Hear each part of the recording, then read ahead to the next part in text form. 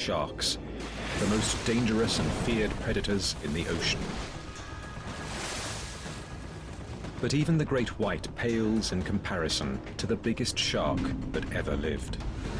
Megalodon. Literally translated, it means big tooth. A prehistoric shark with 3-meter jaws lined with deadly rows of serrated teeth. Megalodon used these jaws to inflict massive damage on even the biggest whales in the ocean. Its teeth were huge. 6 to maybe 7 inches long, wickedly serrated on either side like steak knives and shaped like a big, broad triangle. Now, 2 million years after the last megalodon mysteriously disappeared from the fossil record, scientists are investigating the true shape, size, and behavior of one of the most fearsome predators in history.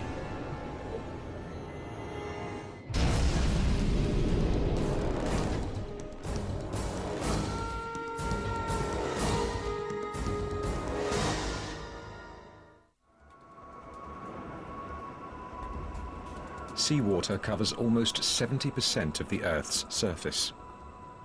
This is where life on our planet first began, and some of these early underwater creatures were big predatory fish. Giant squid, stingrays, toothed whales, and other dangerous predators have long roamed the sea. And 300 million years before T-Rex took its first bite, an apex predator was scouring the watery depths. The shark.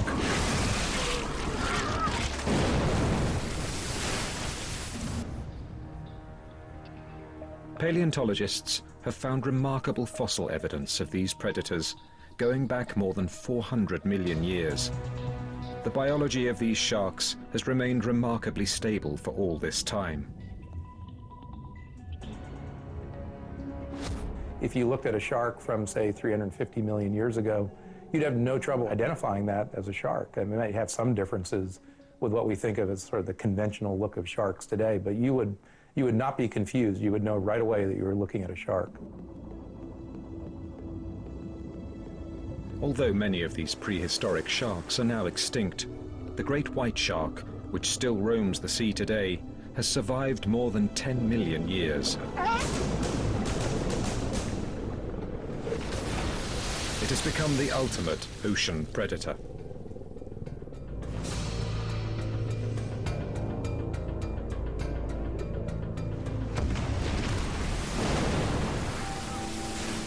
But the great white paled in comparison to another giant shark that ruled the 7 seas, dominating every other predator in the ocean. Megalodon. Literally translated, it means big tooth. Megalodon was a giant fossil shark, lived from maybe 25 million years ago up till about 2 million years ago. The largest oceanic predatory shark that we are aware of in the fossil record. Fantastic, huge, enormous predator that the likes of which the oceans hadn't seen before or since.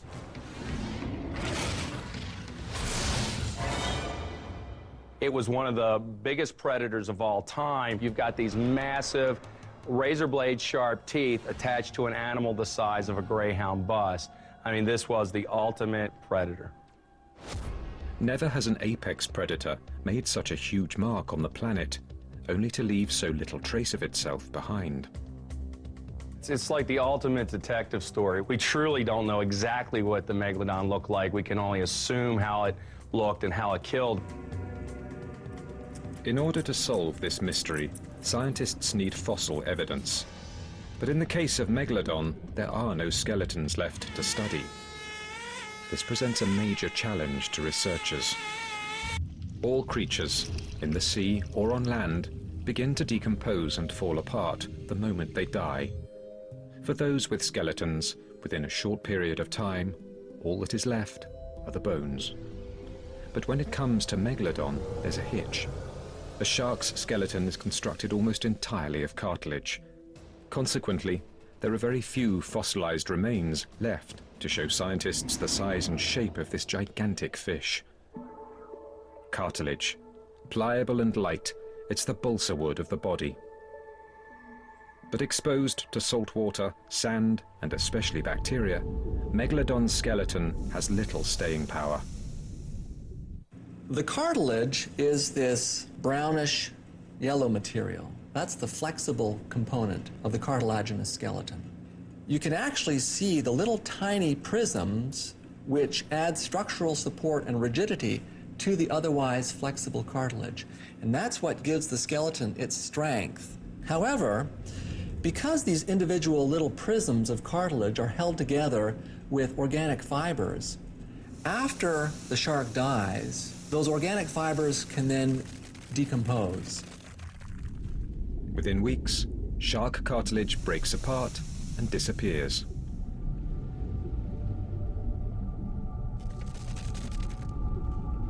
The teeth, protected by an enamel coating, are one of only two parts of the skeleton to survive. These massive teeth are extremely long. Scientists are using them as the building blocks to reverse engineer the giant shark. The only other known fossil remains are a few small pieces of backbone. The Calvert Cliffs, along the Chesapeake Bay in Maryland, are a well-known site for uncovering fossils of prehistoric sharks. Dr. Stephen Godfrey has been digging for fossils here for more than 10 years.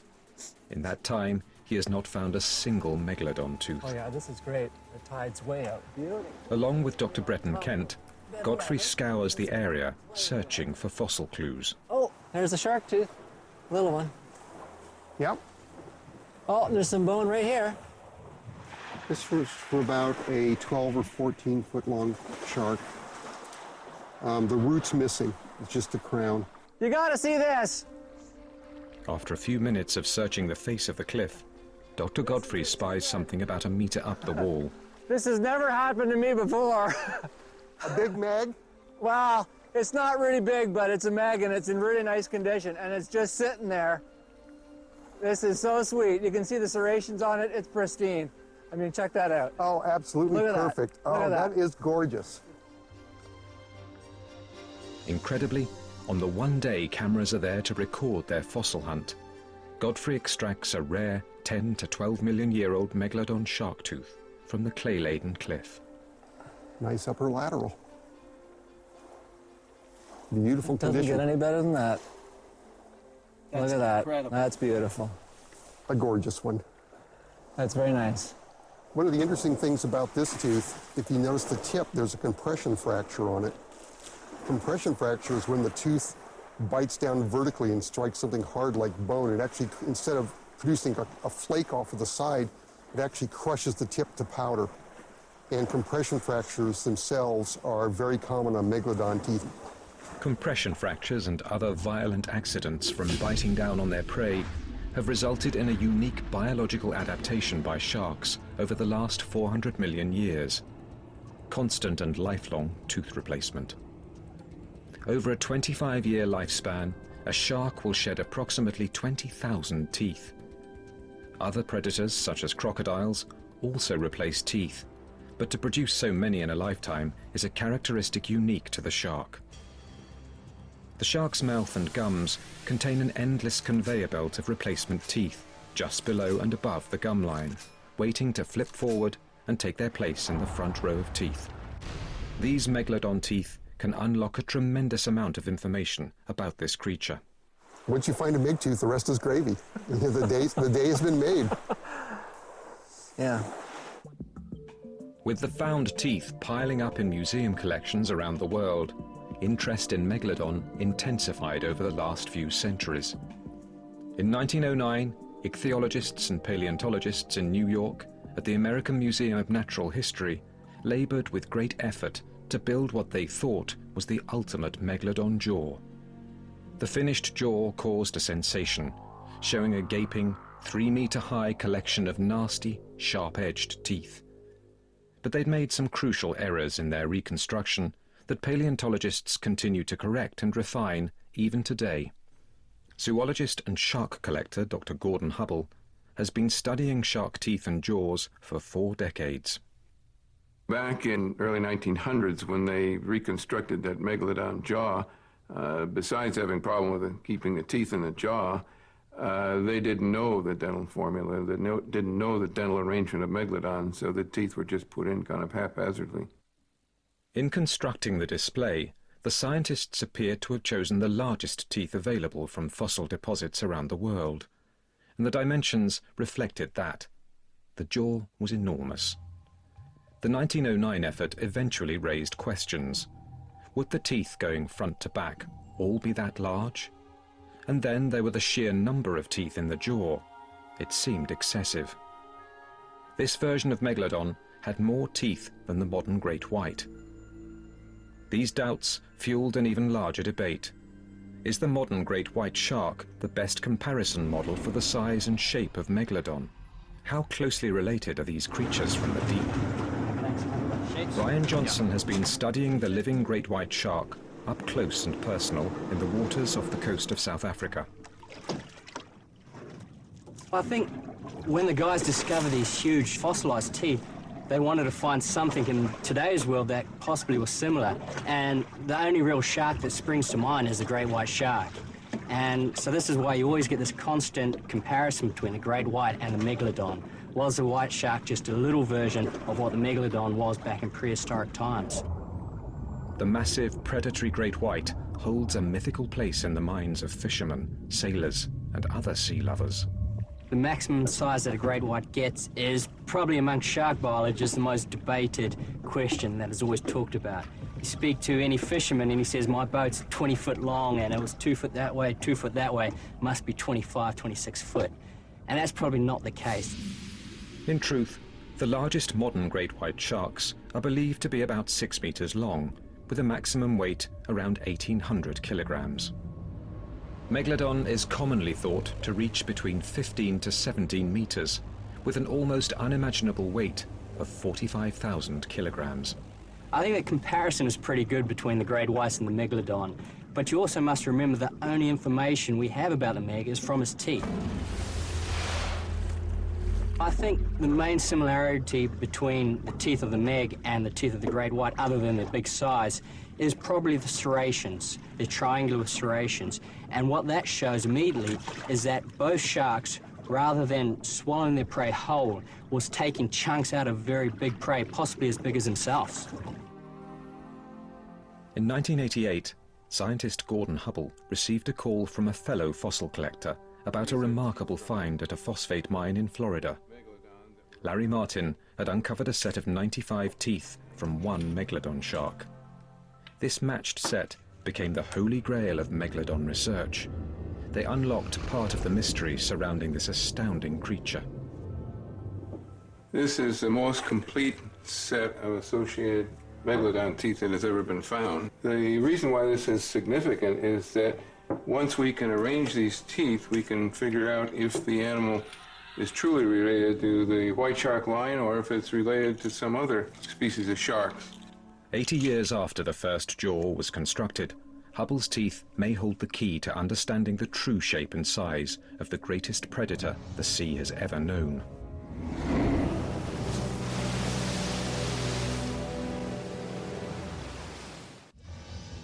Megalodon, a ferocious predator that roamed the seas for 20 million years, and all that's left is the teeth and a few scattered vertebrae. In 1988, Gordon Hubble helped to identify the most complete set of megalodon teeth. But how did these teeth fit together inside the shark's jaw? Hubble was stumped. It led to about 10 years of frustration because we didn't know at the time for sure what the dental formula on the megalodon shark was. And so every time a scientist came to visit us, or just anybody that wanted to look at these teeth, we had them place these teeth how they thought they would go in the mouth. The third tooth is a prominent feature in the modern great white shark's jawline. And that's what really bothered us. It wasn't until we realized that the megalodon is an entirely different line of evolution and does not have that third upper tooth, that small tooth that slants in, and indeed has a third upper tooth that's about the same size as the first two teeth. Then we figured it out and everything fell into place. There are 24 teeth in the upper jaw. The lower jaw has a total of 22 teeth. Behind the 46 teeth in the front row, approximately 200 more teeth lie in rows, waiting to flip forward to the front and take their place on the predatory battlefield. Other scientists and museums were now interested in taking that knowledge and putting together a realistic megalodon jaw recreation. Fossil collector John Babiars has amassed a huge collection of megalodon teeth. With the help of museum curator Brad Archer, he undertook the task of building an accurate recreation of a megalodon jaw. No one had done the project before, at least not in the scale that we wanted. Babiars and Archer worked diligently to figure out the shape and placement of the upper and lower teeth, using models and pictures of great white jaws and earlier megalodon reconstructions. Right off the bat, we figured, oh, damn, these teeth aren't going to fit because they're way too big and there's no room in the jaw, unless the shark only had 4 teeth in a row. We know that's not correct. First, the teeth are sanded smooth. Next, a hole is drilled in the base of the tooth and a metal rod is inserted. The rod is then attached to the jaw mold. But they still needed help placing the teeth in the jaw. The men turned to Gordon Hubble and his knowledge of associated megalodon tooth sets to see if he could help organize the teeth.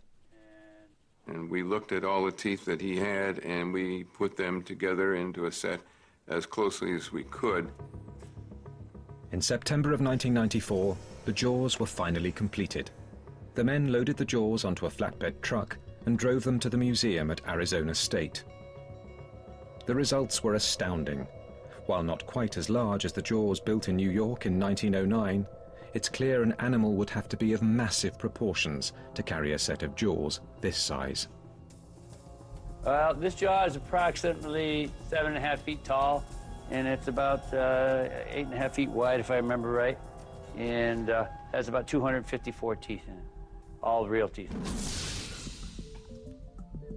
Once scientists had an idea about the size and scale of the teeth and jaws, they could start to figure out what the body was like.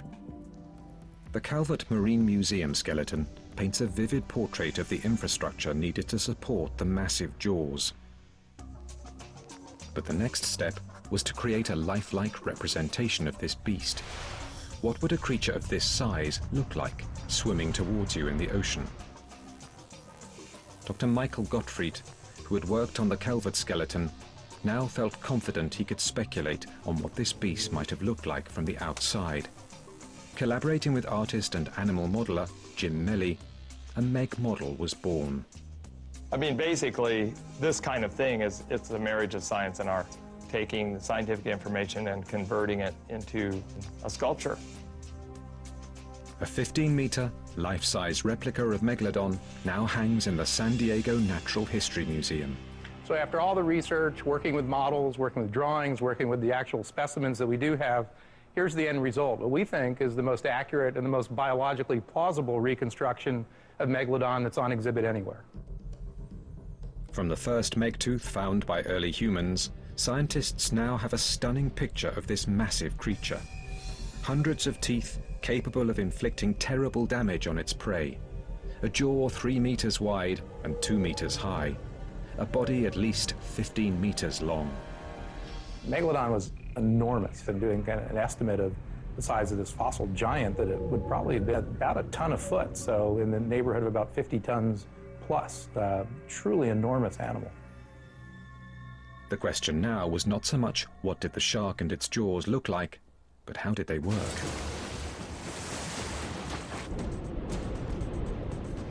Scientists sometimes look to the biting and killing behavior of the modern great white shark to try and understand how Megalodon behaved.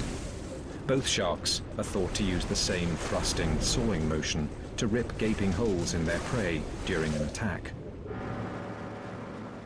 An expedition with Ryan Johnson into the shark-filled waters off Marcel Bay, South Africa, provides a rare glimpse of this behavior.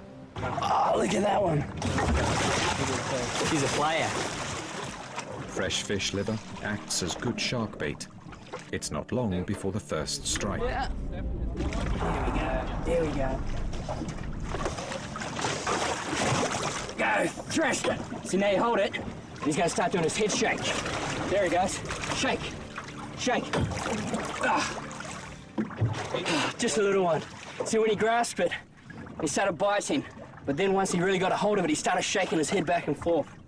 And that really what makes the white shark unique, is that not only does it bite and try to grasp the stuff and swallow it, it starts thrashing its head back and forth and trying to remove pieces of the meat or the prey that it's eating. But observation from the deck of the boat is not good enough for Johnson. To get a complete understanding of how the great white swims, you need to get in the water with the shark. New audio techniques provide real-time commentary on what Johnson is seeing. All of the great white's power for its swimming is coming from its tail. But what engines this is these two muscle bands, two red muscle bands that go from its body right down to its tails, and they just work like two big pistons going back and forth, back and forth. And this makes it one of the most efficient swimmers and predators in the ocean. We did some experiments a few years ago in which we calculated the speed of breaching great whites, see how fast they were coming out of the water. And these things were heading up to 19, 20 miles an hour. Megalodon would probably have needed the same speed and power 12 million years ago. The smaller, more agile Cetothere whale, similar to the modern-day minke whale, would have been a fairly common prey item for Megalodon. Still, they were a tough test for Megalodon's hunting ability. Although this whale was only 1/5 the length of the adult Megalodon, it still weighed a massive 9,000 kilograms. Using its powerful tail muscles, the 15-meter carnivore rockets towards the surface. The whale may not have a higher top speed than the Megalodon, but it was more agile. With its awesome power and speed, the Megalodon had the ability to leap above the surface of the water with a 9,000 kilogram whale still in its jaws. In a matter of moments, dinner was served. With one quick kill, Megalodon had proved that it had the strength and agility to rule the oceans of the world.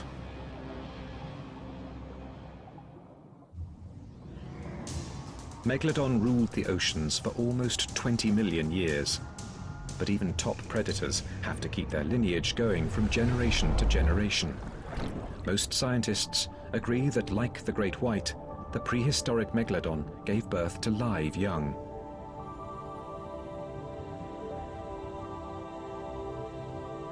The Megalodon probably gave birth to only one pup at a time.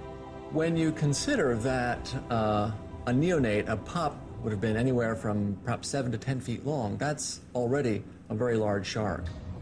And those baby sharks were hungry. I can see no reason why they wouldn't have been born ready to attack larger prey items. A herd of docile dugongs, or sea cows as they are sometimes called, might be just the ticket for an apex predator's first meal. One of the other kinds of marine mammals that were prey for Megalodon were the sea cows. They were dugongs, not manatees. Manatees are a more recent evolutionary arrival. So dugongs have tails very much like dolphins, unlike the manatees, which have the more rounded beaver-like end of tail. The mature dugong was about 3.5 meters long compared to the baby shark's 3-meter body. Based solely on size comparison, the baby shark would seem to be at a disadvantage, but size is only one part of the equation. They are relatively slow, sluggish animals. This is a section of sea cow rib, very heavy and dense, and you'll notice that there's this bite mark running across the rib made by the tooth of a very large shark. The hungry baby shark rushes forward. One small juvenile dugong is slow to react, and the shark is on it. A lifetime of hunting has begun. Scientists are also keenly interested in just how long was the lifetime of these giant sharks. In the Fossil Preparation Laboratory at the Florida Museum of Natural History, Dr. Bruce McFadden and his students are doing cutting-edge research into the lifespan and eating habits of prehistoric sharks. Scientists study growth rings within the relatively few vertebrae of Megalodon that are known to exist. This is one way to discover more about these magnificent beasts and their daily life. We count them just the way somebody would count tree rings. The lower portion of a shark's vertebra is known as a centrum, In Megalodon, centra are extremely rare. Scientists are looking at the few samples they have to see what else they can learn about this prehistoric beast. Most of the samples that we have indicate that Megalodon lived somewhere between 25 and 40 years. It could have lived longer because it didn't have any predators. Estimates of how much the Megalodon needed to eat ranged from 600 to 1,200 kilos of food a day.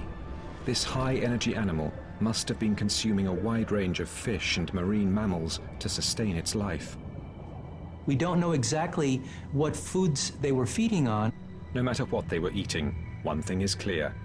These massive sharks spent the bulk of their lifetime in a never-ending search for food. And 15 million years ago, Miocene epoch oceans were filled with a variety of marine life from which the Megalodon could choose a meal.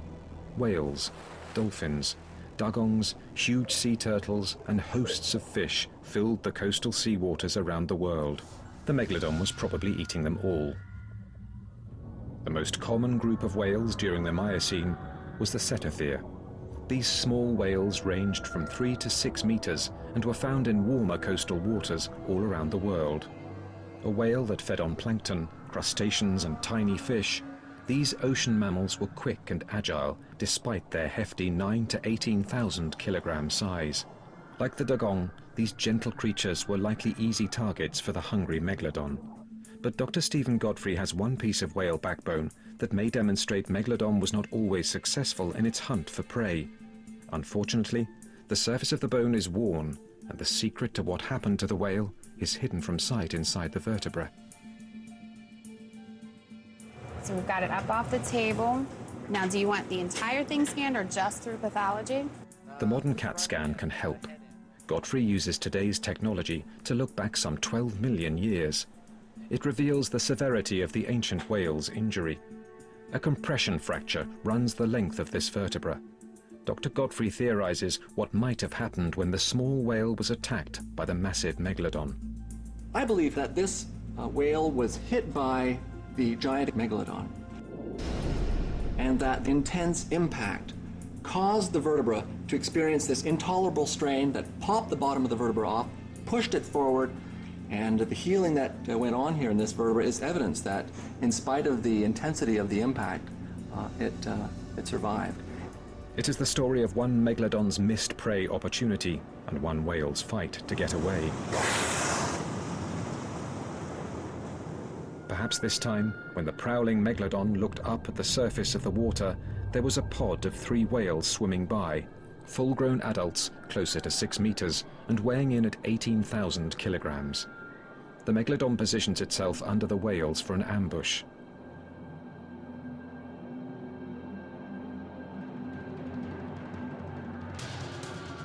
The small whale wavers, and the giant shark cannot adjust its trajectory. The Megalodon's massive jaws miss their target, and his head smashes into the whale's back. As the CAT scan proves, this time the whale escaped. The whale was lucky. In most cases, it was easy prey for Megalodon. But 20 million years ago, there was another marine mammal that could match Megalodon's aggression. This is a skull of an ancient whale called a squalodont, and these animals could echolocate, and they were probably top predators for their time. Squalodon would have been a pretty formidable opponent. Squalodon didn't get as big as Megalodon, but they got pretty good size. 25, 30 feet, I think, would be a pretty good estimate for a reasonable-sized squalodon. Squalodon was a top predator, like today's transient orcas. If we want to interpret any behavior of an extinct animal, we have to look at modern animals. In the case of these squalodons, we would probably look at the modern killer whales. Whales have been known to attack sharks. It's not simply a one-way street where sharks attack whales. Squalodon, at a maximum length of 9 meters, would not have taken on a 15-meter Megalodon by itself, but they would fight. If the Megalodon spotted a Squalodon, it wouldn't have hesitated to attack. Scientists believe these marine mammals may have traveled in pods. Squalodon, being a big-toothed whale, would have been a highly intelligent animal. Megalodon, not so much. Higher reasoning powers in sharks, not as nearly as well developed as what we find in marine mammals. Even an enormous animal like Megalodon is going to feel this punch in the gills.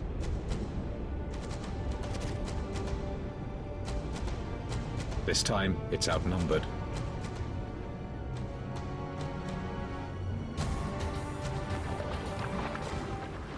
The first squalodon may not survive for long, but the Megalodon has sustained a few battle scars of its own. Not all attacks were successful. Like all predators, only a certain percentage of their attacks actually result in killing a prey that they then consume. But prey species other than squalodons and dugongs may have provided richer pickings. There were also large whales swimming in the coastal waters of the Pliocene epoch. Really large whales. And when Megalodon wanted a three-course dinner, it may have gone after a beast even bigger than itself.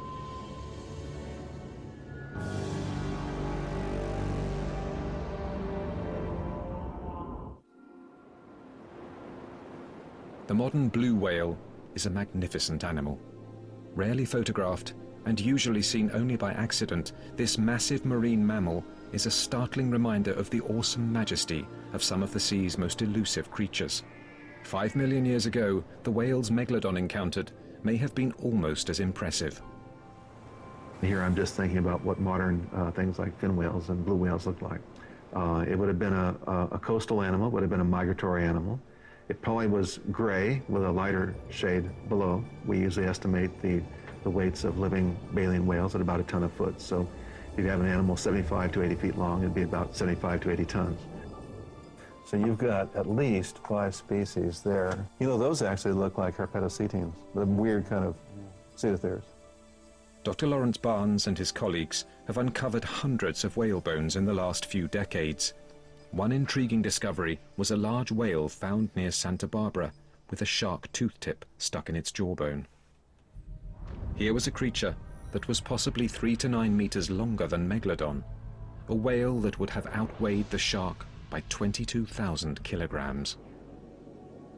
But the reward for killing a larger whale would have been a much bigger food source for the Megalodon.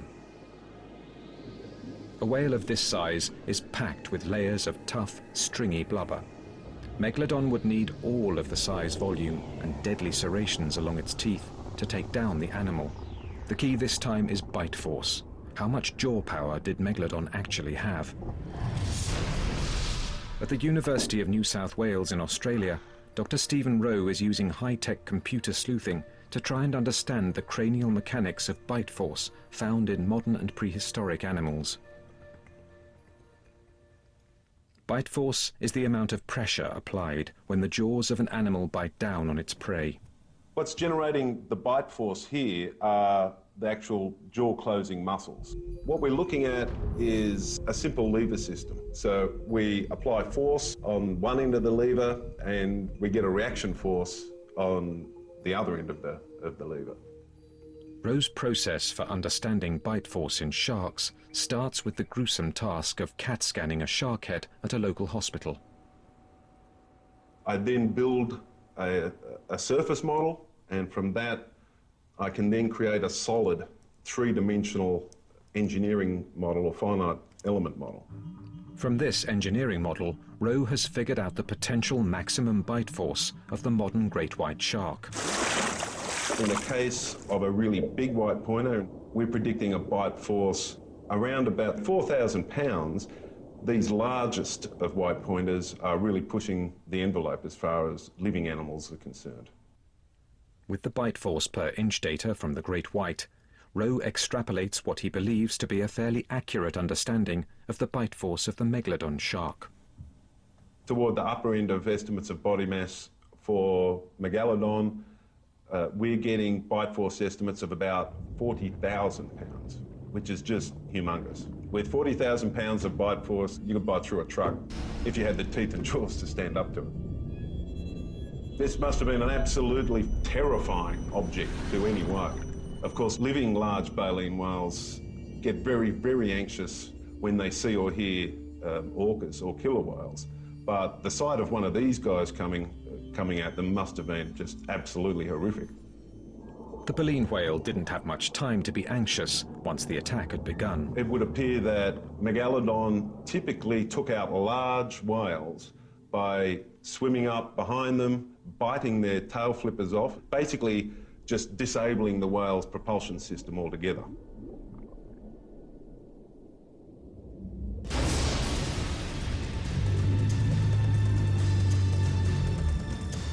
This is certain death for the whale as he bleeds out through a gaping hole in his artery.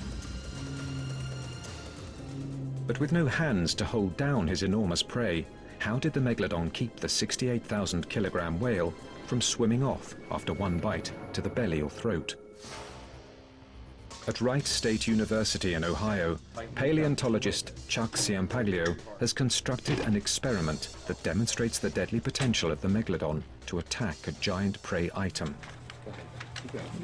A high-density gel mold will simulate whale flesh. The centerpiece of the demonstration is a set of mechanical Megalodon jaws that he believes simulates the unique jaw motion of the shark's mouth. These jaws are really interesting because in addition to being able to lift up and down, they also are highly mobile in a forward direction, just like modern laminids and Megalodon would have been also. The metal jaws are firmly attached to the table, and instead of having the jaw attack the mold, the bite is replicated by having the mold rolled into place inside the mouth. The shark uses its lower teeth to initiate the attack and hold its prey in place. We can see the lower teeth anchored into the flesh a good 3 inches. It's already starting to tear the flesh. This is holding down the flesh, and now the top is going to make its bite. The upper jaw bites down on the prey with its powerful, serrated teeth. At that point, Megalodon would thrust back and forth until a bite was made. The bottom jaw continues to anchor into the gel flesh, while the unique upper jaw, with its ability to move somewhat independently from the rest of the skull, takes bite after bite, pulling flesh into its mouth as it continues to feed. Okay. What we've created are massive wounds to our prey item. We can see that the teeth have made huge gouge marks, have split off nearly half of the flesh. Now, if this was the actual shark, this piece of flesh would extend out in both directions, probably 3 or 4 feet because of the size of the jaws. And you would have probably nearly 40 teeth sinking into the flesh. The mechanical jaws leave no doubt about the powerful combination of bite force and cutting power that Megalodon used on prey like the Santa Barbara whale. Within minutes, the whale is nothing but a tasty carcass floating south along the California coast. For one more day, Megalodon has found a meal, a very big meal. But unfortunately for Megalodon, during the Pliocene epoch, ocean temperatures started to cool. The numbers of whale species were also diminishing. Megalodon's reign as the all-time apex predator of the sea could be nearing its end. Megalodon disappeared from the fossil record during the Pleistocene epoch, around 1.8 million years ago. Scientists are unsure why this efficient hunting machine's time at the top of the predator list came to a close. Extinction is always something that fascinates people. We want to know not only how things live, we want to know why they died, why they're no longer around, why they're no longer with us. The assumption there, though, is always that extinction is somehow the fault of the animal or the species that goes extinct. It's because it was poorly adapted or a negative thing. That's not necessarily always the case. Clearly, species want to perpetuate their existence. Paleontologists are unsure what finally killed off the shark. Could another apex predator, like the killer whale, have wiped out the Megalodon? Another intriguing possibility is changes in climate. 6 to 1.8 million years ago, just as Megalodon teeth disappeared from the fossil record, scientists have noticed a cooling in the ocean temperatures. This may have adversely affected a shark accustomed to swimming in warmer waters.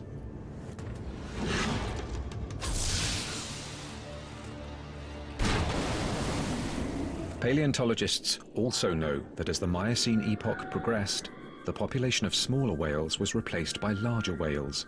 These whales may have favored colder climates to the north. It might very well be that as whales became migratory and spent the summertime in northern latitudes, that in fact the sharks just didn't have access to the big whales. By the middle of the Pliocene, without year-round access to larger prey, Megalodon may have been feeling acute hunger pangs. With a loss of a large portion of the whales, perhaps 3/4 of all the whale species at the time, we ended up losing a major food source for Megalodon. The giant shark would have become increasingly desperate for food. Cannibalism was always a possibility with Megalodon, but could have increased as other sources of food thinned. Smaller Megalodon teeth have been found in deposits alongside other marine mammals that were prey items for the shark. There is speculation that these juvenile Megalodons may have been at risk from bigger, hungrier Megs. The closing of the land bridge in South America may have also affected the worldwide migratory patterns of some marine animals. The disappearance of the Central American seaway and its replacement by a land bridge and the effect upon marine organisms has been debated among scientists. We look at things like even the modern sperm whales. The same species exist in both the Atlantic and Pacific. And the question is, are they going around the southern continents, or are they just very slow to evolve? It is unclear if the closing of the Isthmus of Panama that connects North and South America could have affected Megalodon.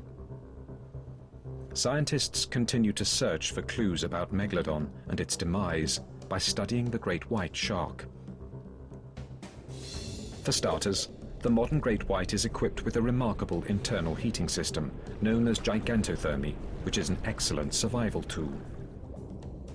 Most fish are cold-blooded, and the great white isn't. It's warm-blooded. It elevates its body temperature up above the ambient water temperature, which for a long time was a characteristic solely assigned to mammals.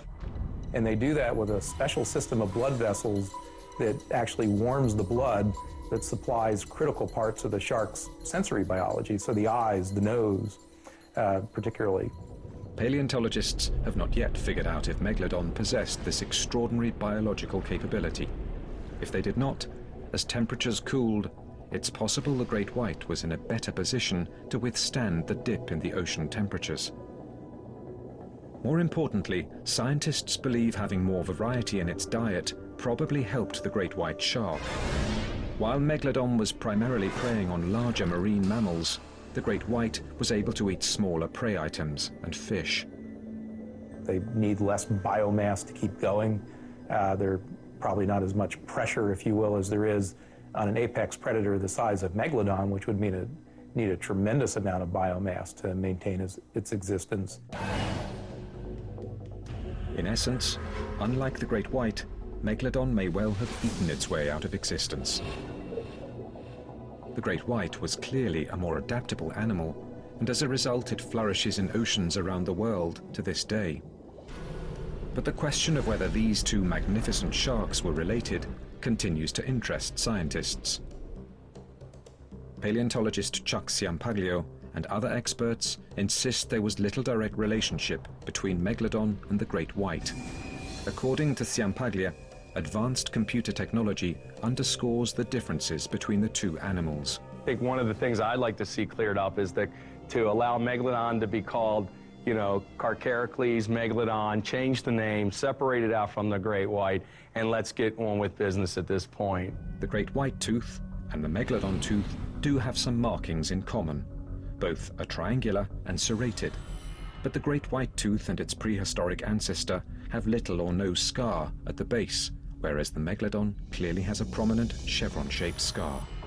And blowing up the great white tooth to the same height of a Megalodon tooth reveals that even at the same length, the great white fossil tooth is noticeably thinner and more gracile than the Megalodon tooth.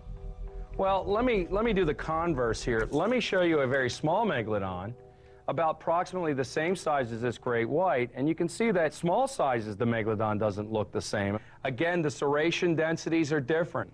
This tooth is distinct from this great white no matter how big you make it. The team compared the dentition of the modern great white, the extinct mako, and Megalodon. And what we found consistently was whether or not we looked at the root, the blade, or the entire tooth, was that the extinct mako and great white always clustered together for every tooth position, while megalodon always clustered away. Megalodon and great white are not directly related. Megalodon is not the extinct great white, and all scientific evidence points to this. Or does it? Looking all the way back to the first jaw recreation in 1909, there are scientists who still insist the great white shark is more directly related to the megalodon. The smoking gun? Rare fossilized megalodon vertebrae. The backbone anatomy suggests that megalodon and great whites are quite closely related to one another. These researchers are turning to work being done on the centra of megalodon vertebrae to support this theory. I think because the vertebral centra haven't been as thoroughly studied, they provide some very important clues, and I think they ought to be studied very carefully. But megalodon centra are not common. Worldwide, for the 16 or 17 million years that it lived, we probably have on the order of 12 to 24 vertebral centra of megalodon preserved. It'll be some time before scientists can collect more comprehensive data in this area. Perhaps the information locked inside the vertebral centra can finally answer the question of whether or not megalodon's legacy lives on in the great white shark. One point everyone agrees on is that there is much more to learn about the physical makeup and behavior of megalodon. And one thing is certain: the unique combination of physical size, tooth shape, jaw strength and appetite created an animal unique in the 400 million year history of sharks. Big Tooth is still the all-time king of the sea.